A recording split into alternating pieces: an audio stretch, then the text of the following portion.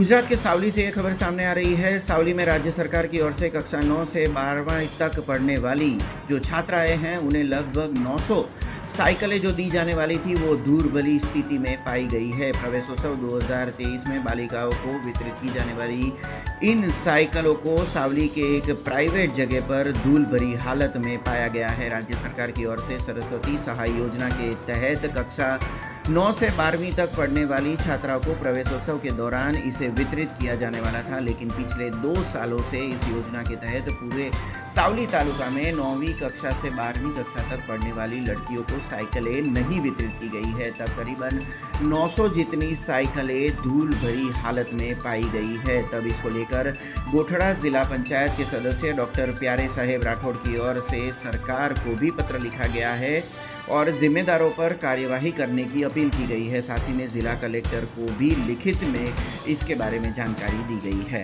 છેલ્લા ઘણા સમયથી માધ્યમોમાં ચાલતું સાયકલ કવર જે સરકારની યોજનામાં 9થી 12મા ધોરણમાં ભણતી બાળાઓને સાયકલો આપવાનું યોજના, આ યોજનામાં જ્યારે માધ્યમો દ્વારા ટીવી માધ્યમ દ્વારા અખબાર માધ્યમ દ્વારા જ્યારે જાણવા મળ્યું કે કોઈપણ જગ્યાએ સાયકલોનું વિતરણ કરવામાં આવ્યું નથી। આ સાયકલો ખરેખર બાળાઓને 9થી 12ની બાળાઓને વિદ્યાર્થીનીઓને પ્રવેશોત્સવ વખતે આપવાની હોય છે, પણ આ વહીવટદારોના રાજમાં અધિકારીઓનું રાજ ચાલે છે। અત્યારે ગુજરાતમાં દરેક જગ્યાએ તમે પૂછો તો અધિકારીઓનું રાજ ચાલે છે, કોઈ પદાધિકારીને સાંભળવામાં નથી આવતા।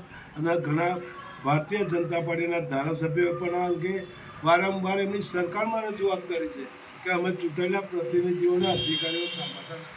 એવા સમયે જ્યારે સરકાર આટલી સારી યોજના ગામડાઓમાં ભણતી વિદ્યાર્થીઓનો ઉત્સાહ વધે, એમને શિક્ષણ લેવાનું મન થાય, એ હેતુસર જ્યારે સાયકલોની ફાળવણી કરવામાં આવી ત્યારે આજે વર્ષ અડધી ટર્મ પૂરી થવા આવી હોય અને એવા સમયે સાયકલો મને આ બધું જાણવા પછી મેં તપાસ કરતા મને અખબારી અને ટીવી મીડિયાના પ્રતિનિધિઓ દ્વારા જાણવા મળ્યું કે સાવલી તાલુકામાં એક નિર્જન જગ્યાએ જે જગ્યા મેં પણ જોઈ છે, નિર્જન જગ્યાએ કોઈની ખાનગી માલિકીમાં સાવલી તાલુકાની 900 સાયકલો પડી રહી છે। ત્યાં સુધી આ સાયકલોની ફાળવણી કરવામાં નથી આવી।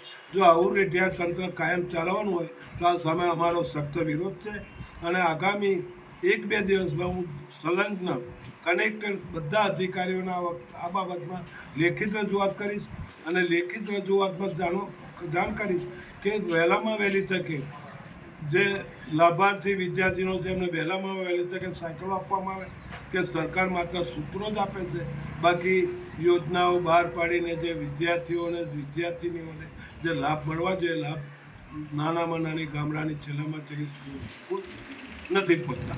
हमसे जुड़े रहने के लिए हमारे YouTube चैनल को सब्सक्राइब करें और नई वीडियो की नोटिफिकेशन के लिए बेल आइकॉन को दबाएं।